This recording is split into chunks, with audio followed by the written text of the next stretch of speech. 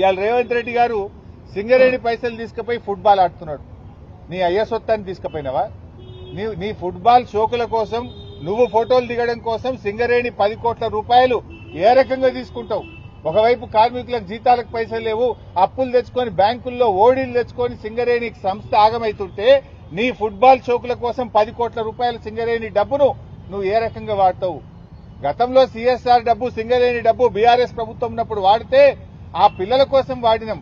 సింగరేణి పిల్లలకు ఒక medical college పెట్టడానికి వాడినాం, లేదా ఒక స్కూళ్లు కట్టడానికో కాలేజీలు కట్టడానికో మంచినీళ్ళు ఇవ్వడానికో వాడినాం. నువ్వేమో ఫుట్బాల్ షోకుల కోసం వాడుతున్నావు. నువ్వు ఫుట్బాల్ ఆడడానికి సింగరేణి డబ్బే కావాలా నీకు? సింగరేణి కార్మికుల కడుపు కొట్టాలన్నా నువ్వు?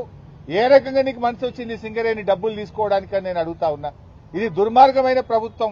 నువ్వు ఫుట్బాల్ ఆడడానికి రాష్ట్ర ప్రభుత్వంలోనే 5 కోట్ల తీసుకుపోయి స్టేడియం కట్టుకుంటావు. సింగరేణి 10 కోట్లు తెచ్చి ఆ మెస్సీతో మ్యాచ్ ఆడుతా అంటావు. ఎవరయ్యే సొత్తని సింగరేణి పైసలు డైవర్ట్ చేస్తా ఉన్నావు? సింగరేణిలో జీతాలు ఇద్దామంటే పైసల్లే ఓడి తెచ్చుకునే పరిస్థితి ఉన్నది. నువ్వు 10 కోట్లు తెచ్చి ఫుట్బాల్ ఆడతావా? ఇదేనా ప్రజాప్రభుత్వం? ఏ రకంగా దుర్వినియోగం చేస్తావని చెప్పి నేను రేవంత్ రెడ్డిని అడుగుతా ఉన్నా. రేపు బీఆర్ఎస్ వచ్చినాక ఈ ఫుట్బాల్ మ్యాచ్ల మీద, ఈ ఫుట్బాల్ మీద పెట్టిన 110 కోట్ల మీద రేపు ఎంక్వైరీ వేస్తాం. దీని మీద విచారణ